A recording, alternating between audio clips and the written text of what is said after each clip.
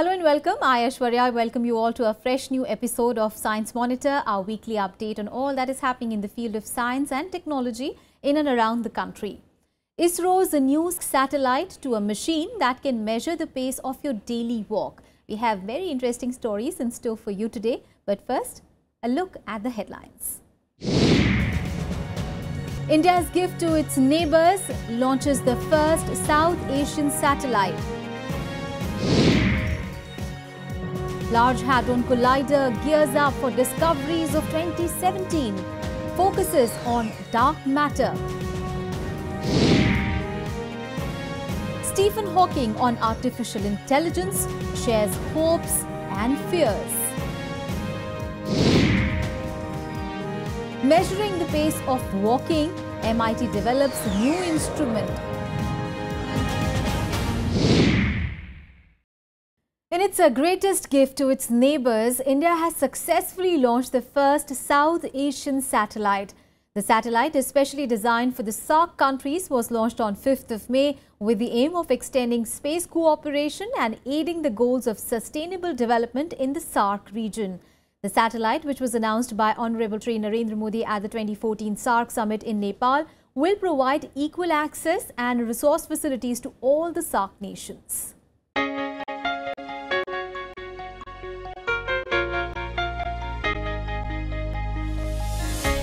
From Moon to Mars and beyond, India's space technologies are all set to conquer the universe.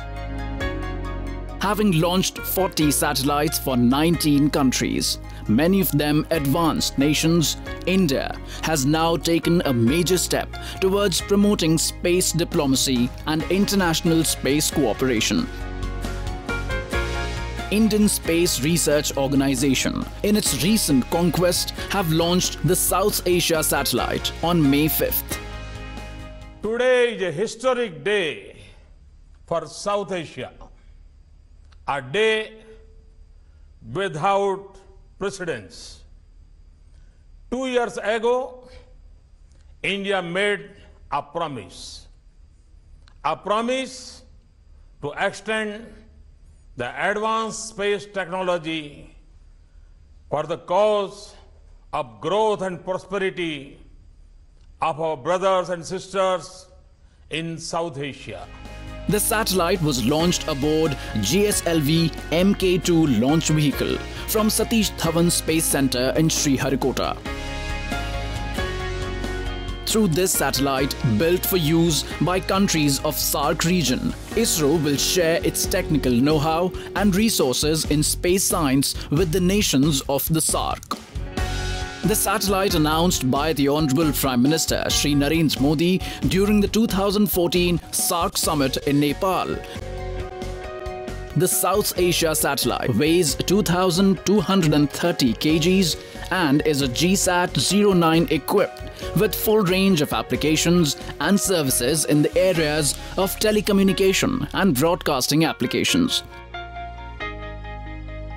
The total cost of launching the satellite is estimated to be about 235 crores, and the cost associated with the launch has been met by the Government of India. The South Asia satellite is proposed as a common satellite to service the South Asia region involving SAARC nations, namely Afghanistan, Bangladesh, Bhutan, India, Nepal and Sri Lanka, while Pakistan has opted out of the project. This is based on the fact that these countries share common geophysical, meteorological and oceanographic factors. Real-time sharing of regional satellite data among SAARC countries is expected to play an important role in disaster management and navigation, along with natural resources mapping, telemedicine, education and better IT connectivity.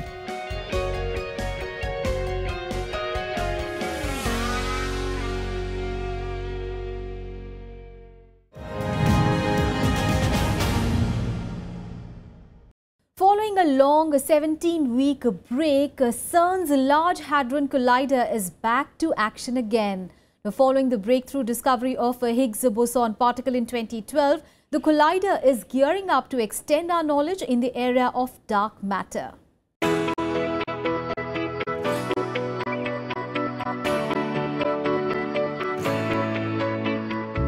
The winter break is over for the largest particle collider.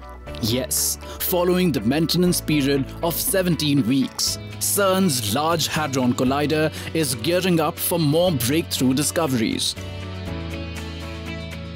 Following the landmark discovery of the God particle, this time Large Hadron will focus on extending our understanding beyond the standard model of physics and answering questions about dark matter particles being called axions.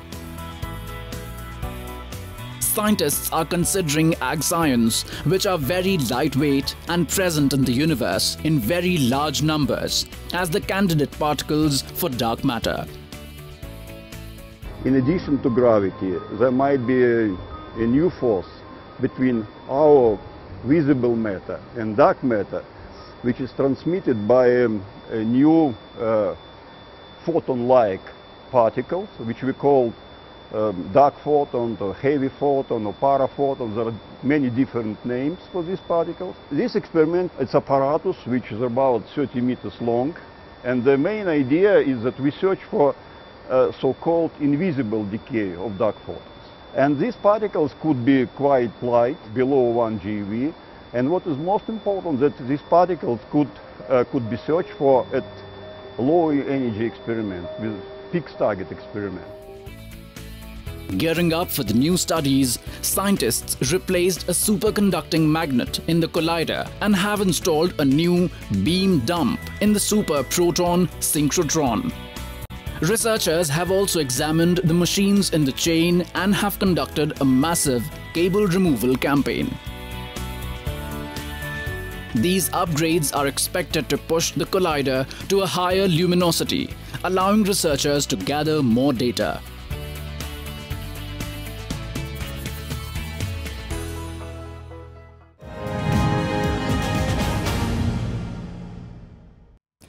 Along with computers, we have today developed programs and algorithms which can to some extent think and act like humans.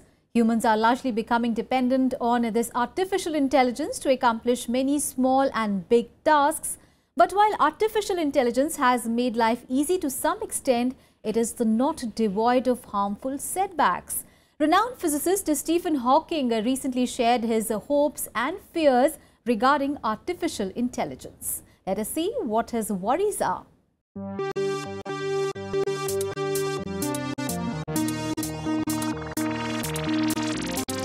Computer programs that can predict drug toxicity, robots which can communicate. The potentials of artificial intelligence is lucrative.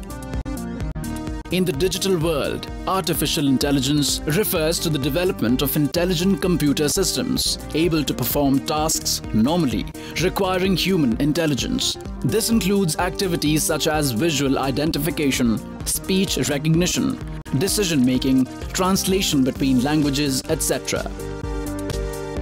While the technologists are looking forward to a future of artificial intelligence, the scientific world is abuzz with discussions of the pros and cons of artificial intelligence. As curtains rose on the Global Mobile Internet Conference 2017 at the China National Convention Center, Beijing, recently, the world witnessed one of the much anticipated commentaries on the evolution of artificial intelligence. The opening ceremony of the technology meet saw the participation of renowned physicist Stephen Hawking through a video appearance where he shared his hopes and worries for artificial intelligence. Stressing on the need of using science and technology for the benefit of mankind and environment, Hawking maintained that it still remains to be seen if artificial technology will prove good or evil. Believe that the potential benefits of creating intelligence are huge. Perhaps with the tools of this new technological revolution, we will be able to undo some of the damage done to the natural world. by industrialization. We too have a role to play in making sure the next generation has not just the opportunity, but the determination to engage fully with the study of science at an early level, so that they can go on to fulfill their potential and create a better world for the whole human race. Speaking on the potentials and risks of the AI technology, Hawking expressed his concerns about the definitions of autonomy, privacy, and accounting liability, and stressed on the need of evaluating potential risks while benefiting from the technology and using the technology to mitigate the harms we have caused to the environment in the past decades.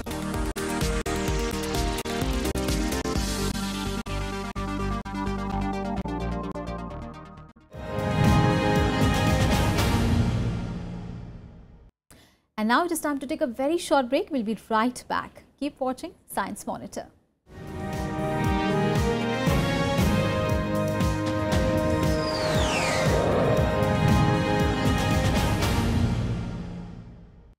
Welcome back. After the break, you're watching Science Monitor. Let us now have a look at some important science and technology activities happening in India and abroad in our segment Science Express.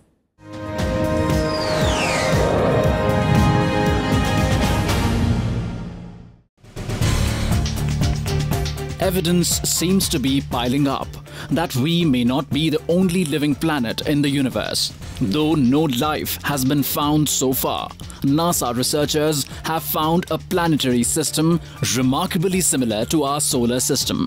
According to experts, the planetary system is located 10.5 light-years away in the southern hemisphere of the constellation Eridanus and has been named EPS-Erie system. Chinese researchers have hit a breakthrough in quantum computing by building the world's first quantum computing machine that goes beyond the conventional computers. The machine has been built by the researchers of the University of Science and Technology of China, according to whom this machine is 10 to 100 times faster than the first electronic computer, ENIAC, and the first transistor computer, TRADIC. 可以超过就是我们人类历史上最早期的那些经典的计算机。那同时呢，我们也跟我们国际同行进行比较，比第二名要快24000多倍。这标志着我们就是可以构建出一些量子的机器啊，可以跟我们今年的这个机器进行同台竞赛了。计算机如果需要它能够很好的工作的话，我们要把所有的量子比特都耦合起来，然后测量它，我们量子力学上面把它叫做一个纠缠。这个是目前报道的最多的一个纠缠的记录，在超导量子比特这个领域里面是10个。In running the classical algorithm and is more than 24,000 times faster than its Google counterpart. In yet another breakthrough, scientists of the Physiochemical Institute of the China Academy of Sciences and Tsinghua University have discovered astonishing biological properties of a liquid metal. The researchers working with liquid metal in varying pH conditions have observed that liquid metal can generate a similar effect as phagocytosis, the ingestion of outside particles exhibited by living cells. According to researchers, this happens with the force of electric or chemical substances acting upon the liquid metal and have implications in how nanofluids work.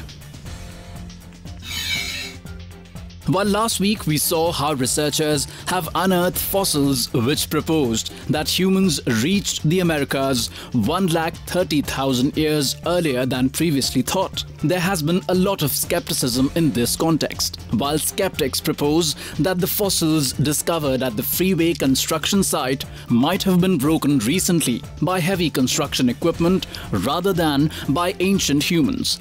We collected the partial remains of an American mastodon in association with evidence of human activity in strata that we have dated now at 130,000 years old, which makes this the oldest archaeological site in North America and changes our understanding of when humans first arrived on this continent by about 115,000 years. The discoverers are defending the theory that the markings on the fossilized bones have been made by early humans who reached America. In a glimmering discovery, archaeologists have unearthed a small treasure trove of 92 pre-Hispanic silver and gold in Cajamarca, Peru.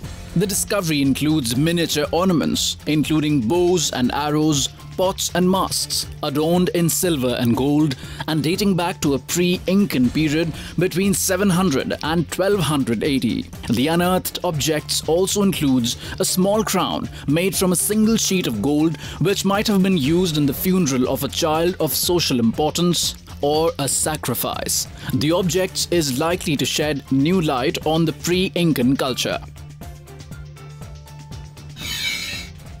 The smell of crabs fills the air as Cuba's Bay of Pigs has been invaded by millions of red, yellow and black land crabs. The crabs are marching from the forests to bay on Cuba's southern coast to spawn in the sea. La especie tiene una abundancia que es increíble. Yo estoy convencido de que cada año deben morir millones de cangrejos aplastados ahí por los carros en la carretera, pero el siguiente año están los mismos millones otra vez ahí, así que la especie tiene un potencial reproductivo muy alto que no se ha visto afectada por el vial, no ha sido una afectación para ello. This happens every year following the first spring rains. After spawning, the adult crabs return to their forest burrows and are joined a couple of months later by the baby crabs which hatched at sea.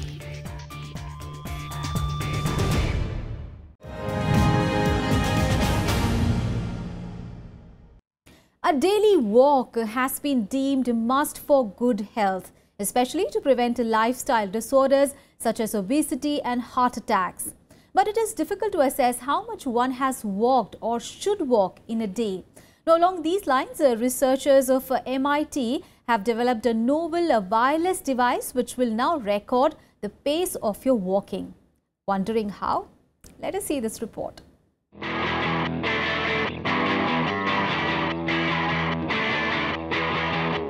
Much has been happening in the area of wearable devices, especially those related to health and fitness. Fitness bands which measures the number of steps one has taken is quite popular among fitness freaks nowadays. Taking a step further in these directions, the researcher of MIT has developed Y-Gate, a wireless device that can measure the walking speed of multiple people with up to 99% accuracy. And yes, since the device works well for multiple people, one need not even wear it. All the tracking is done using wireless signals and their reflections of a person's body. The device measures the gait speed or the walking speed, which according to researchers is a major indicator of health and will help monitor and diagnose health issues like cognitive decline and cardiac and pulmonary diseases. The researchers hope to train the device on people with walking impairments like Parkinson's, Alzheimer's, etc. to help physicians accurately track disease progression and adjust medications. The team is hopeful that the device could be used in future to measure sleep patterns, respiratory rates and other vital human behaviors.